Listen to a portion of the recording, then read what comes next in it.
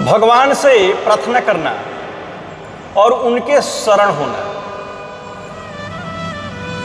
भगवान से प्रार्थना करना और उनके शरण होना, ये दो बातें तत्काल सिद्ध देने वाली हैं। ये दो बातें तत्काल सिद्धि देने वाली है। कोई आफत आ जाए, दुख आ जाए, संताप आ जाए, उलझन हो जाए, आर्त भाव से हे नाथ हे प्रभु कहकर और भगवान को पुकारे, उनसे प्रार्थना करें तो तत्काल लाभ होता है। जैसे गजेंद्र, द्रौपदी, उत्तरा आदि ने विपत्तियों के समय भगवान को याद किया था, उनको पुकारा तो उनकी तत्काल ही रक्षा की प्रभु ने। कारण यह है कि जब आपका बल कोई काम नहीं देता है, आपकी बुद्धि कुंठित हो जाती है, उस समय भगवान की शरण लेने से भगवान की कृपा काम आ जाती है।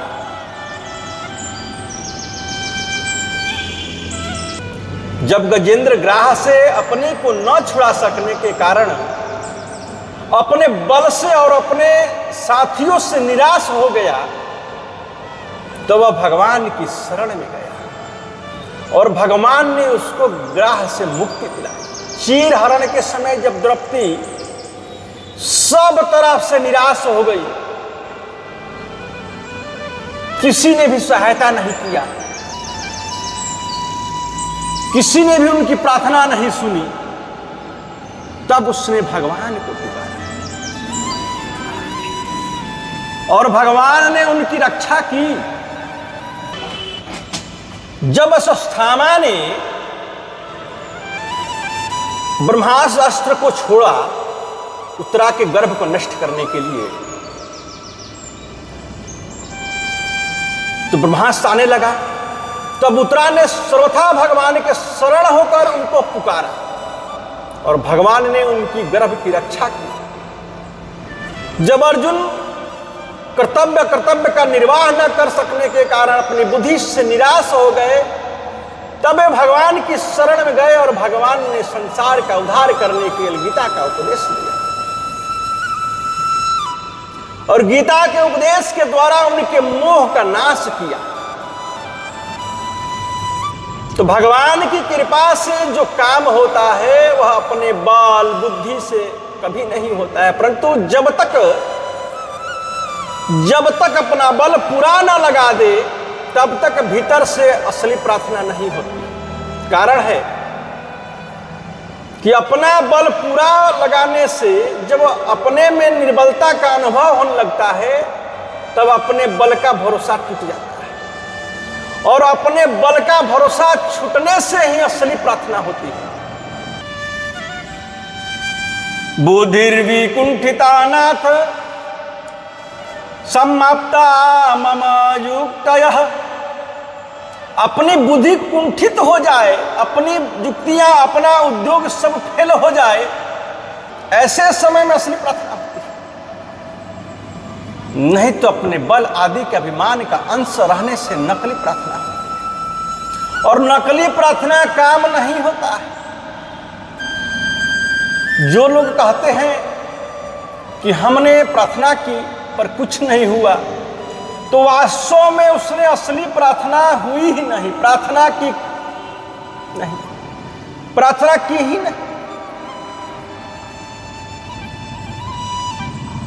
प्रार्थना की नहीं जाती है, प्रार्थना भीतर से निकलती है, अर्थात स्वतः होती है। अगर भरोसे से असली प्रार्थना हो तो तत्काल काम करती है, एंटीबायोटिक दवा के समान। जब अपने बल का, योग्यता का, पद का, विद्वता का, बुद्धि का, वर्ण का, आश्रम का, संप्रदाय का कोई ना कोई सहारा रहता है, तब न तो असली प्रार्थना होती है न असली शरणागति ही होती है। कारण है कि अपने बल, योग्यता आदि का सहारा रहने से अहम बना रहता है और जब तक अहम है तब तक असली प्रार्थना और असली शरणागति कभी नहीं हो सकती। असली प्रार्थना और असली शरणागति के बिना काम भी नहीं होता। अपने में सर्वथा निर्बलता का अनुभव हो जाए तब असली प्रार्थना और असली शरणागति होती है। मेरी मैंने निर्बल के बलराम। निर्बलता का अर्थ यह नहीं है कि हमारा शरीर निर्बल हो जाए, शरीर में शक्ति न रहे, हम बीमार हो जाए।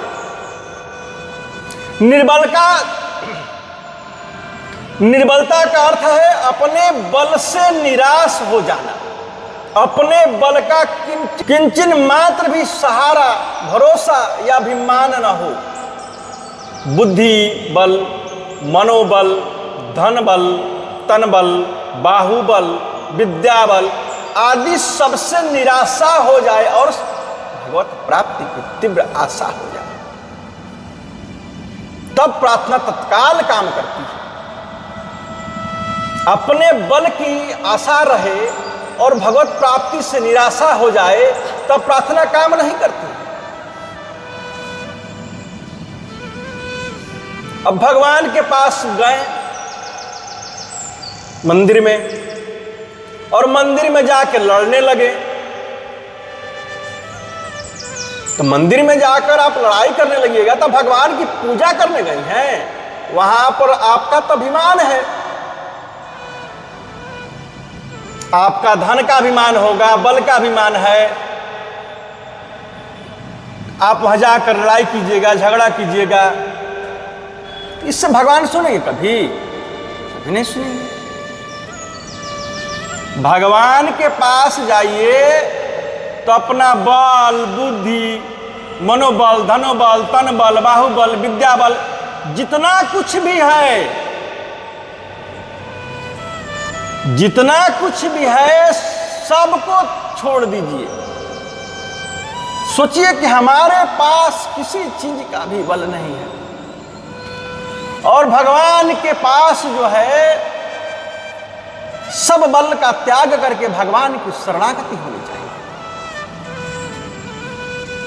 सब बल का त्याग कर भगवान से प्रार्थना करनी चाहिए,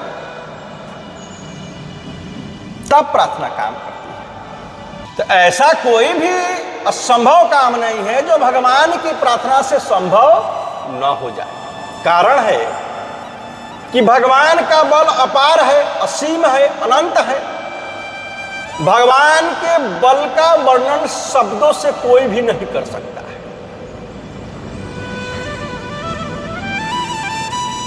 हम उनको जितना अपार, असीम, अनंत समझते हैं उससे भी बहुत अधिक विलक्षण अपार है और विलक्षण असीम है, विलक्षण अनंत है। अपार, असीम और अनंत शब्द तो सापेक्ष है, अर्थात पार की अपेक्षा अपार है, सीमा की अपेक्षा असीम है, अनंत की अपेक्षा अंत की अपेक्षा अनंत है। पर भगवान निरपेक्ष है, उनकी प्रार्थना और शरणागति निर्बल होने से होती है।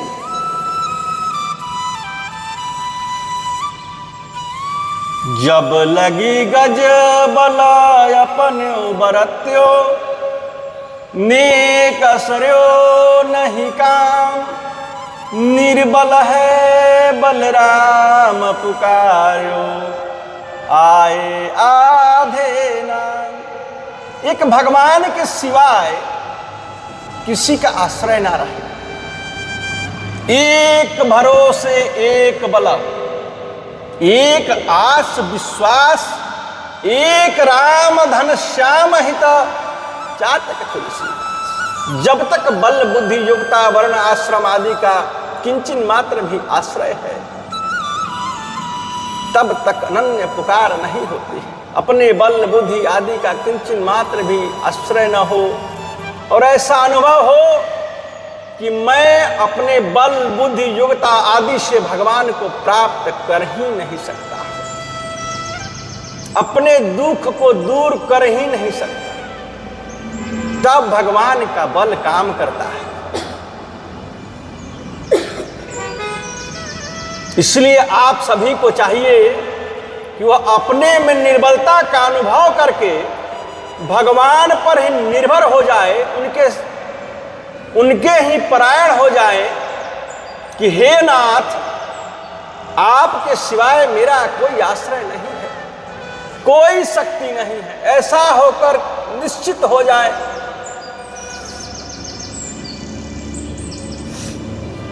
ऐसा होकर निश्चिंत हो जाए तो तत्काल काम हो जाता है, जबकि अपनी साधन के बल से वर्षों तक काम नहीं होता।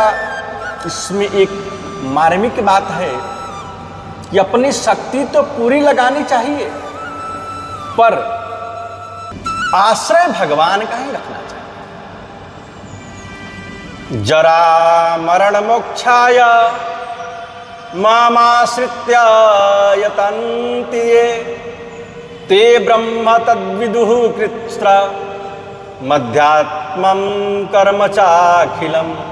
जरा और मरण से मोक्ष पाने के लिए जो मेरा आश्रय लेकर यत्न करते हैं, वे उस ब्रह्म को, संपूर्ण अध्यात्म को और संपूर्ण कर्मों को भी जाना जाते हैं। साधक यत्न तो करे, पर भरोसा यत्न पर न रहकर भगवान पर रखे। जैसे भगवान ने बाएं हाथ की छोटी अंगुली के नख पर गोवर्धन पर्वत को उठा लिया,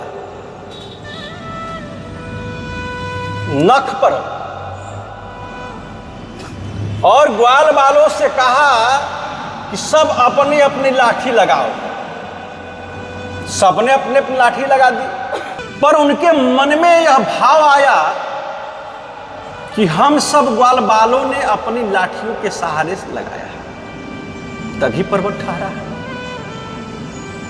तो उनके मन में ऐसा भाव आने पर भगवान ने उनको बल का अभिमान दूर करने के लिए अपनी अंगुली को थोड़ा सा नीचे किया। तो जैसे ही अपने अंगुली को थोड़ा सा भगवान ने नीचे किया तो सब ग्वाल बाल सब चिल्लाने लगे, करे दादा, मरे मरे भगवान के द्वारा ऐसा करने का तात्पर्य था कि तुम अपना बल तो लगाओ, पर आश्रय अपने बल का मत रखो। कहने का तात्पर्य तो यही है कि अपने बल का अभिमान न हो। इसीलिए भगवान ने अर्जुन से कहा है, निमित्त मात्रम भव सव्यसाचित। हे सव्यसाची, तुम निमित्त मात्र बन जाओ।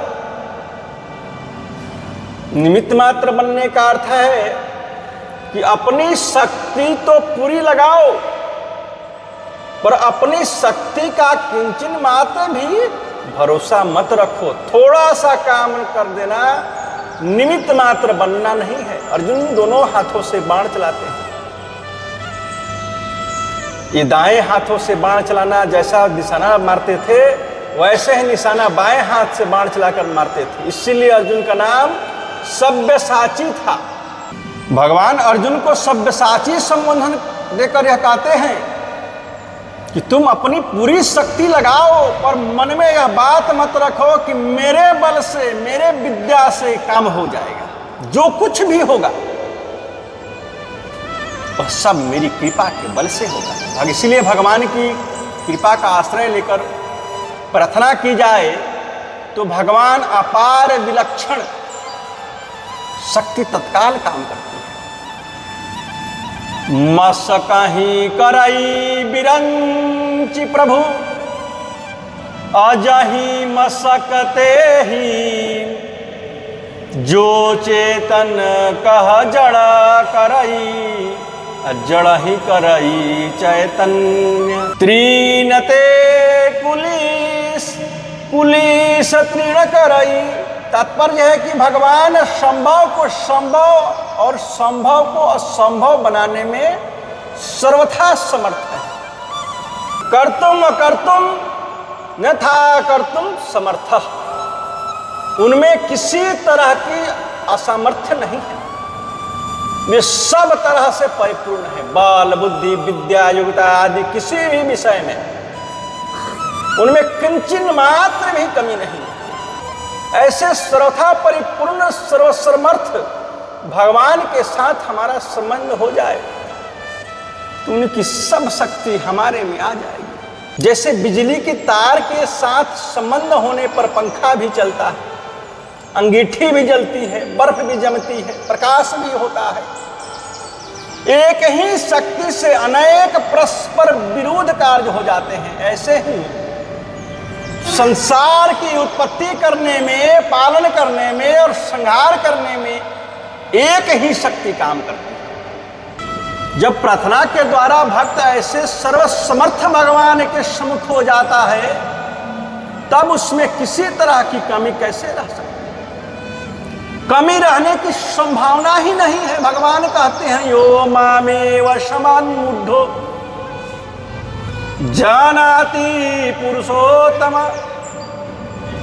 स सर्वविद्भजति माम सर्वभावेन भारत।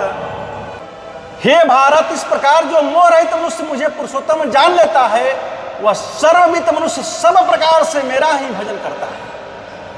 जो भगवान को पुरुषोत्तम मानता है वही सर्वचित सर्वज्ञ होता है। संसार की बहुत बातें जानने से मनुष्य सर्वविद नहीं होता है। भगवान की शक्ति अपार, असीम, अनंत, अगाध है। ऐसा जिसका दृढ़ विश्वास है वह सब प्रकार से भगवान का ही भजन करता है। उसकी दृष्टि भगवान के सिवाय दूसरी तरफ नहीं जाती। भगवान के सिवाय और किसी का कोई सहारा भी नहीं रहता है और किसी का कोई मूल्य भी नहीं रहता है और किसी से कोई आशा भी नहीं रहती है। वह सब तरफ से निराश हो जाता है। मैं अपने बल से कह लूंगा, यह बात उसके हृदय में सदा के लिए उठ जाती है। ऐसी स्थिति में असली शरणागति होती है, असली प्रार्थना होती है। भगवान कहते हैं कि सर्वधर्मान् परित्यज्य मामेकं शरणं व्रज अहम त्वां सर्व पापेभ्यो मोक्षयिष्यामि मा शुचः। संपूर्ण धर्मों का आश्रय छोड़कर तुम केवल मेरी शरण में आ जा, मैं तुझे संपूर्ण पापों से मुक्त कर दूंगा। ये चिंता मत कर। अपने बल, बुद्धि, विद्या आदि का किंचन मात्र भी आश्रय या अभिमान मत रख। भगवान की अनन्य शरण लेना हमारा काम है और संपूर्ण पाप से सदा के लिए युक्त करना भगवान का काम है। कारण है कि हम ही भगवान से विमुख हुए हैं। भगवान हमारे से कभी विमुख नहीं होते। अगर हम अनन्य भाव से भगवान के शरण हो जाए तो फिर भगवान की शक्ति से बहुत जल्दी तथा सुगमता से कल्याण हो जाएगा। इसलिए भगवान आश्वासन देते हैं कि मेरे शरण में आने से मैं संपूर्ण पापों से, दुखों से, बंधन से, सबसे मुक्त कर दूंगा। फिर तुम चिंता क्यों करते?